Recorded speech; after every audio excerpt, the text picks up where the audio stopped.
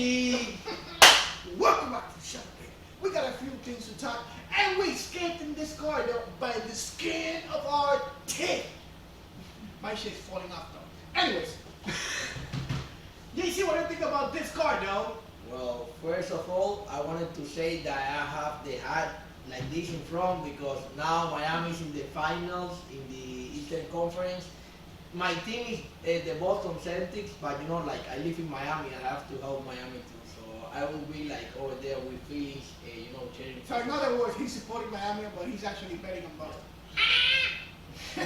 No, I don't know what I'm gonna bet because I love both guys. I think I'm gonna start with Miami and then Boston. I don't know.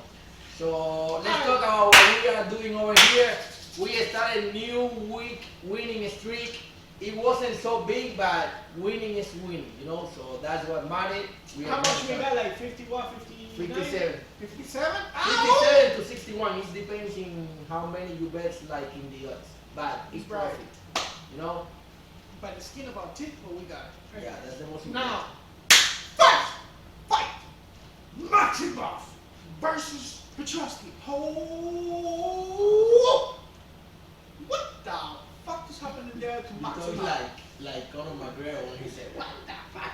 What just happened there to Maximov? Yeah, bro. We were really sure this guy was gonna take it, but Petrovsky just pulled a real anaconda move on this guy, and he was out. And I mean, out. How he set it up was like perfect. Like Petrovsky set it up like beautiful. He sent him to meet God for a couple of seconds. Yeah, he went to God. Yeah. So congrats Petrovsky. That was actually our first pick. Yeah, we lost it.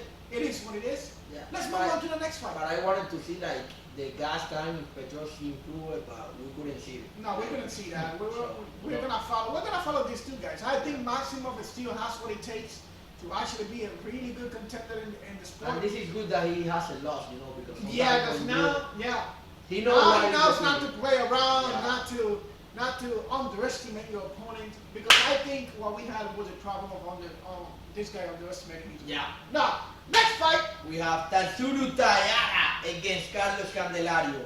Bro, this guy like really impressed me. Tatsuro, like he's a really good grappler. Like he was like a backpack.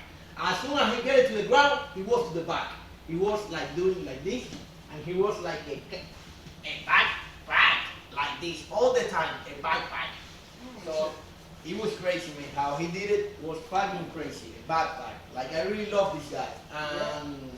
I think that he has a future in the UFC, and the UFC wants to build him because he's from Japan. He was in all commercials, so he's gonna be improving. So you know we're gonna start betting on this guy. He also had a knockdown, dude. Yeah. He has hands too, and also like his kicks, he can wrestle pretty good, and he's got hand speed, and he's got legs. And also he can trade blows. This is gonna be 22 years old. 22 years old. So I mean, there's a lot of room for him to grow and improve. Yeah. But the only that I would love is that in the future he comes to US to train. You know, it will be a moment that in Japan it will be like so many like the schedule. Yeah. The schedule. No, the schedule, no, the skills. Or you think that he can grow in Japan? Yeah, absolutely, he can grow in Japan, bro. Absolutely. There's a lot of good fighters in Japan, bro. I know in the UFC. Yeah. In Japan, though. In Japan, there's a lot of old school fighters. Old school, but until now, like you know, it's not the same. When you're gonna like sparring and everything, you need good opponents. You know, like you need. Listen, if he was winning, it means there's something good to being done with this guy. Yeah, I know, but I'm telling you. But I get it. I get it. In the future, like he needs to move. He needs to move over here. At some point. Taking a trade from. I'm saying this. Maybe I'm wrong. I don't think he's living here. I think he took the trip. No, he took the trip from Japan. Yeah. It's like almost like 12 hours, 10 hours from Japan to US. And then, you know, but obviously at some point he's probably going to be here temporary for a certain amount of months.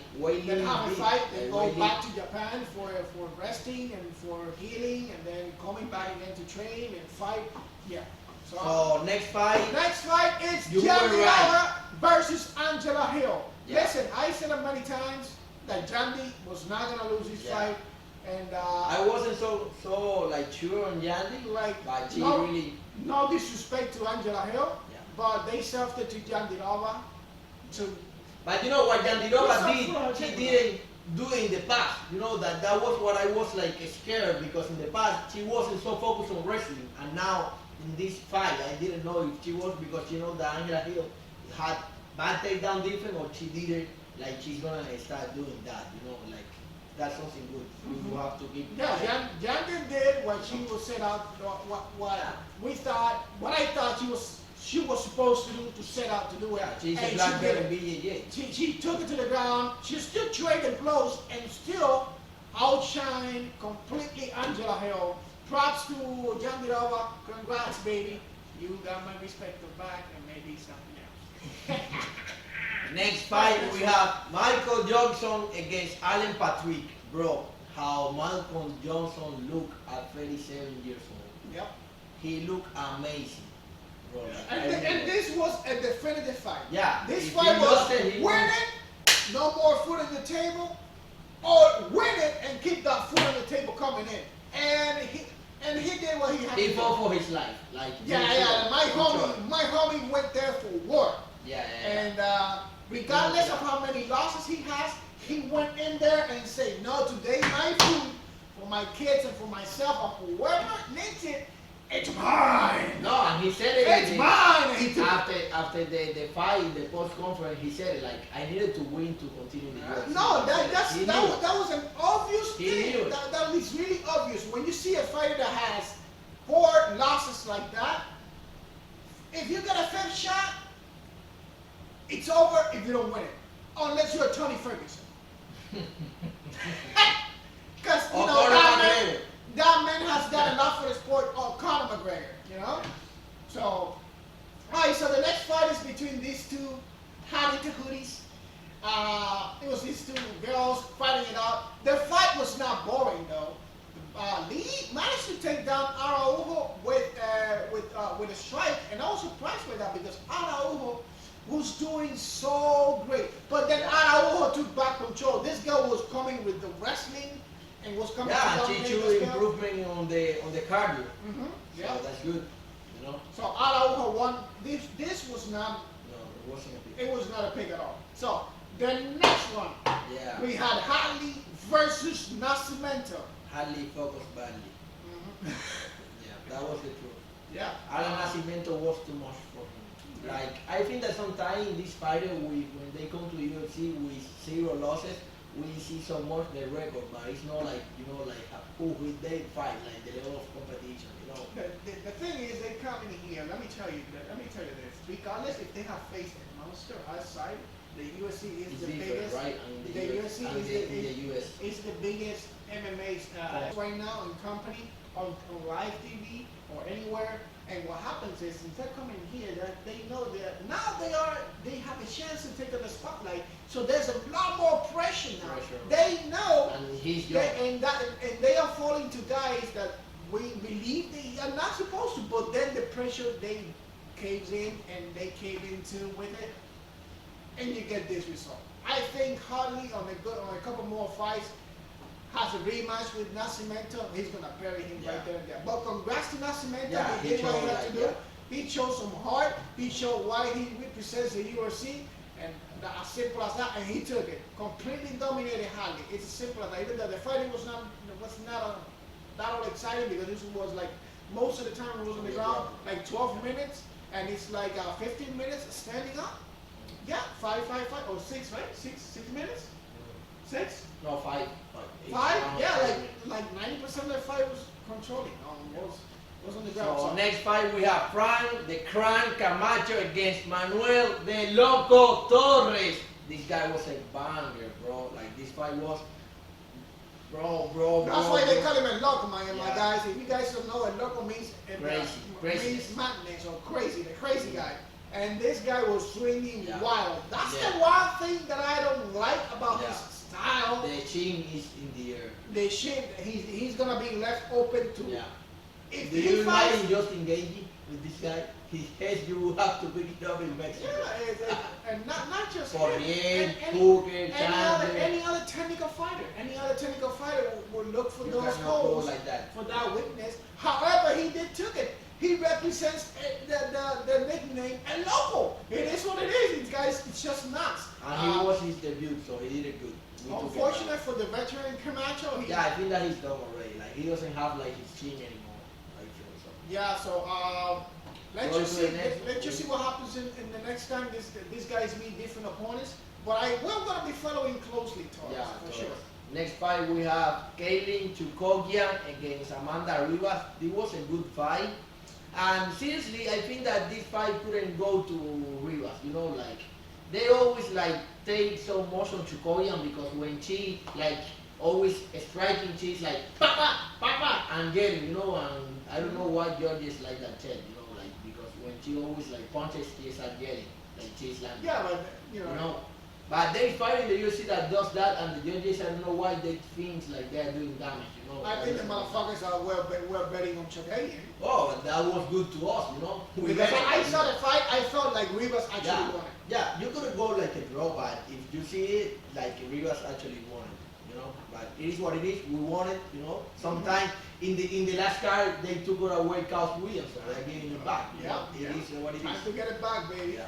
The next fight. The next fight is gonna be between Mr. Grant versus Smoker, who actually got smoked by Grant. Yeah! Alright, so fellas, this was also one of the picks as well. And Grant look, I was not expecting Grant to actually knock him out. Not in the third round though. Yeah, we felt that in the first one.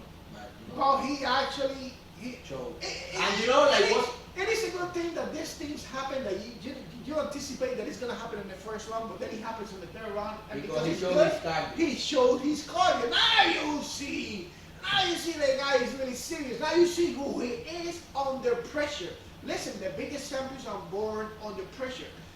There's many champions that's been knocking out people in 1 or 2 rounds. But when the pressure comes in from another fighter that can take a lot of punishment, like what happened to Chimay? Everyone thought that he's gonna knock out Burns in the first round, and he was a pro.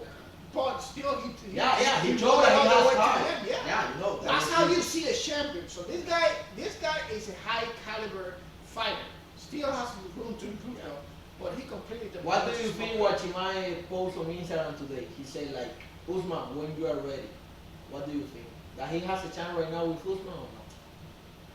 Look, right now I think perhaps Chimay does believe that he's confident enough to. But I'm telling you like a skill. But, what do you think? But in my opinion, this is my opinion, this is not a fact. I think Chimay should take at least 2 or 3 more fights to build himself a little bit more. Because I get it, he wants to get it to Usman because once Usman gives it to him, regardless of the outcome, Chimaev is going to be imprinted as a top caliber combatant. Even though he is down right now, but it's going to be pretty much obvious because he's. But do you feel like he has better wrestling than Usman? What do you think? I think that still Usman probably has a little bit better wrestling. He's been more at it. He has seen more fights. It's as simple as that. Usman is not just a champion just for kicks. Remember when he became champion, all we were saying is Usman is the weakest one.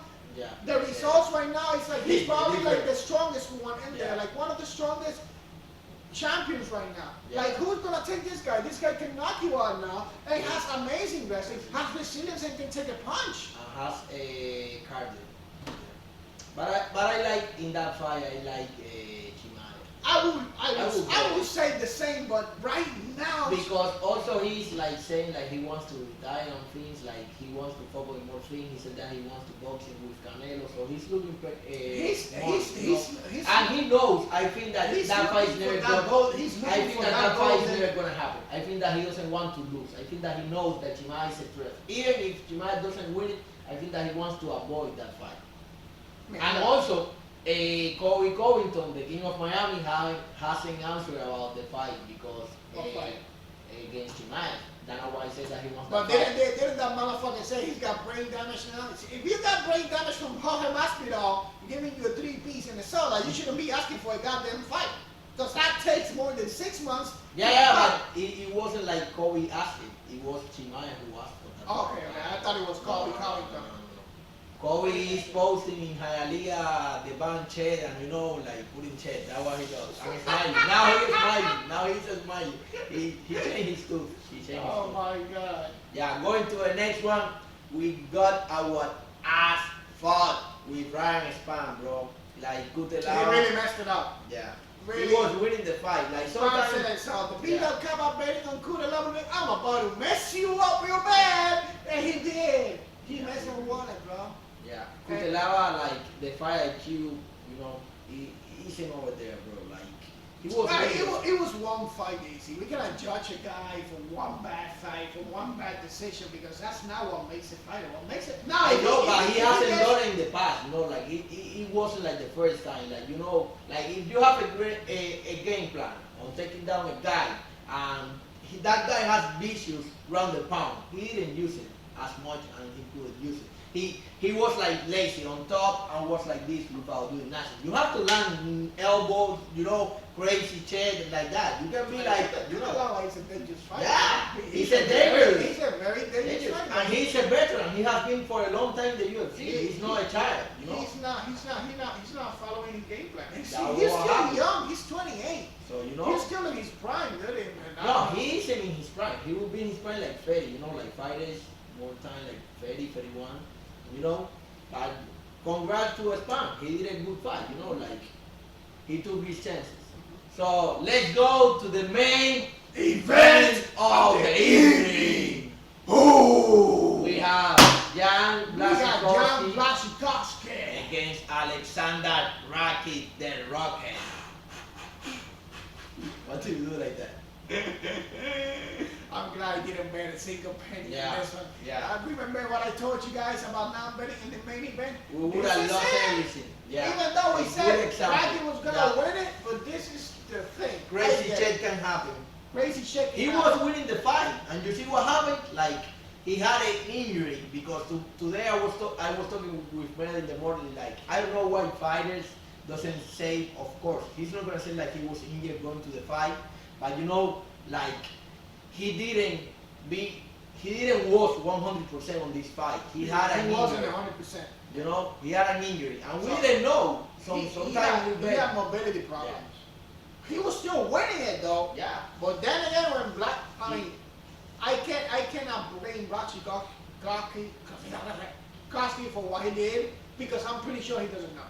Yeah. If RAKIC was cool, if RAKIC was actually putting it on the covers and didn't want to say anything, chances are Blachwicz didn't know absolutely nothing. He just sat on his knee or sat on his leg, whatever happened in there, and that's it. RAKIC messed it up. Has an ACL now from the knee, and that is like 6 to 9 months. Yep. Out of the UFC. The chances are. And that was the reason.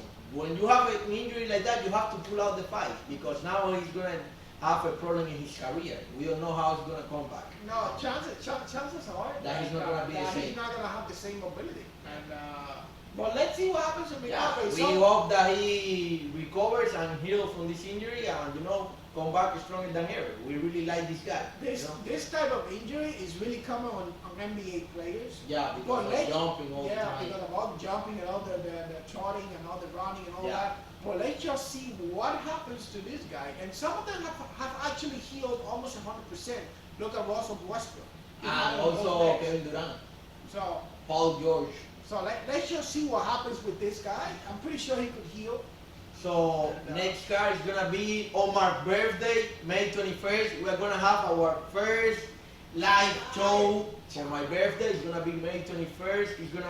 It's not a good card, but we're gonna have fun. We're gonna enjoy. We're gonna eat sushi that Mel is gonna bring for my birthday. We're gonna drink and what enjoy what we like, and I hope that we make some money too. And I'm really excited because one of the crazy son of a bitches fighting in this card is Michel Pereira, bro. Yeah. I'm really excited. Let's see what that kind of crap that motherfucker throws, dog. He starts jumping and doing flips. I don't like that about him, but at the same time, it makes my day. Yeah. All right? So see you on the next one, and catch you. Catch you guys. Bye.